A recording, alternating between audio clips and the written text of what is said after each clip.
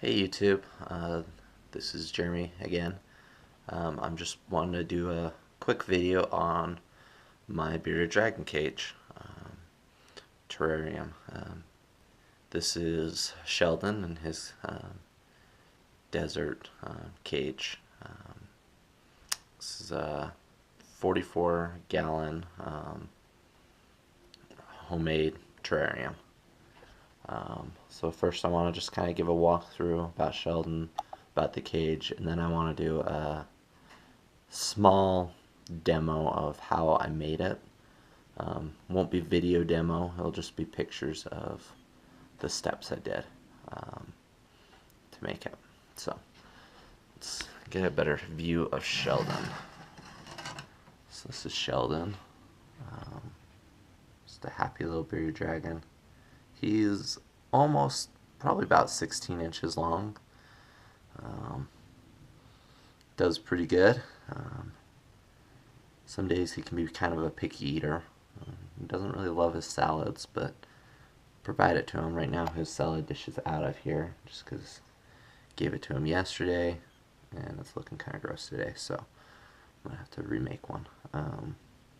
But yeah, as you can see, this is grout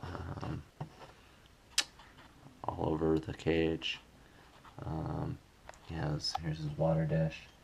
It's up high because he likes to walk in the water and get in the sand, and it goes everywhere. So that's why the water dish is up there. Keeps the water clean and happy. So right now he's under his basking light. It might be too bright, but there he is. And it's nice and warm right there. He's been out here basking all morning. There's his UVB light, and he does spend quite a bit of time over there too. Pretty much everywhere in this cage he finds a spot to hang out in, except for the cave. He's never been one to hide in a cave. This is my first beardy, so I don't know if that's typical, but for him, he just doesn't like it. We've had him sleep in there once that we know of, and hardly ever see him go in there. So I do use sand down here on the ground. I know it can be bad for impaction, but we don't let him eat down there. I hand feed him roaches. Let's see if he'll... So here's the roaches. I have a whole colony of roaches. I will do a video on roaches and how to take care of them. But not today. I won't go into that. Let's see if he'll eat for us. Hey, see that? Yeah, so he loves his roaches. Yep.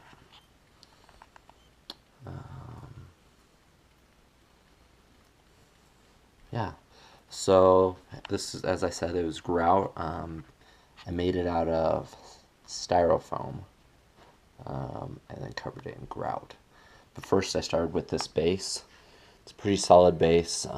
They are 1x1s, boards that I framed it out. I made it fit exactly to the top of this chest of drawers.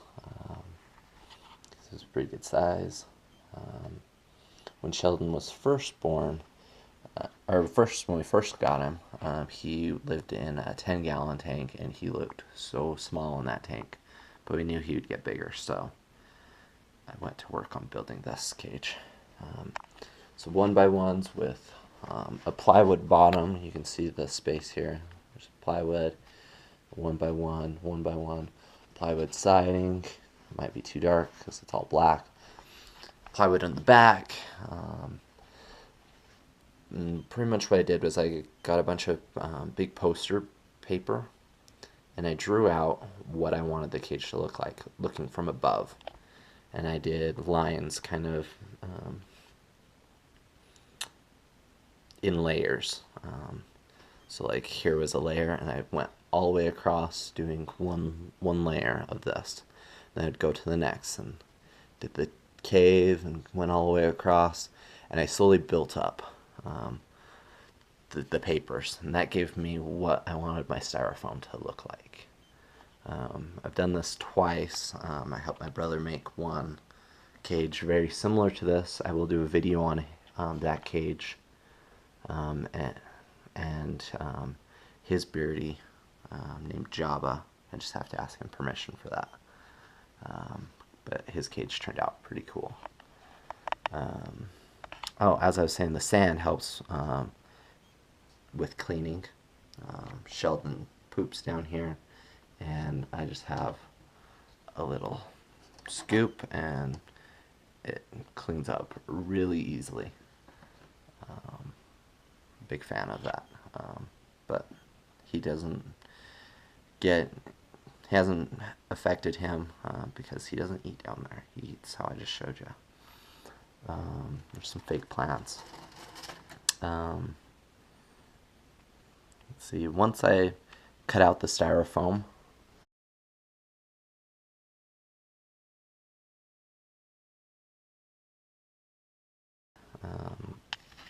kind of sanded it a little bit, made it look smoother, gave it some texture that I wanted, and then I covered it with grout.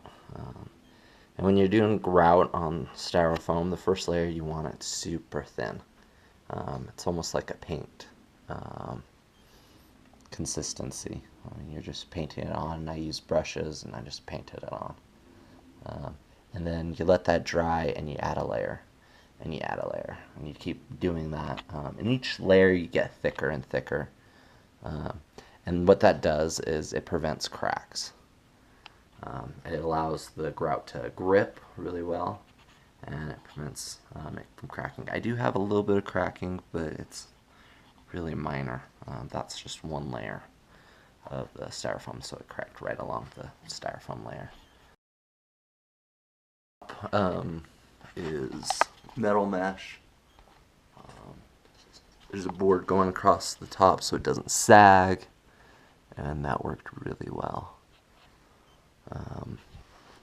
This window track, the glass track, I made it myself. Just did cut a line in the board, and it fit perfectly for a glass to slide on. Occasionally it's filled with sand. I don't know if you guys can see the sand in there right now, but it's in there. I just vacuum it out whenever I do a cage cleaning. Do the cage cleaning about once a week, maybe a little bit more if someone's coming over to see it. But Sheldon's pretty good at keeping it clean. Very rarely does he not poop down at the bottom. So, yeah. Most of the plants, they're all stuck down with sticky tack, even the water dish, because he will throw them around, and I don't want him to break the glass. There's a magnet strip here, just because it fit perfectly in between the glass, to keep if we put crickets in there. I don't do crickets very often. It's just kind of a treat, just because I don't like keeping crickets. So yeah, in the comments, post any questions or anything you'd like to see in future videos. I'd be happy to make them and kind of explain in depth how to make these. Love these cages. It works really well for him, and he is very happy in it. He's a very friendly, big-tailed baby dragon. Beautiful patterning. Very healthy. So, yeah. Like, subscribe, share with your friends. Questions, comments, please post and I will respond. Alright, thanks so much. Talk to you guys next time.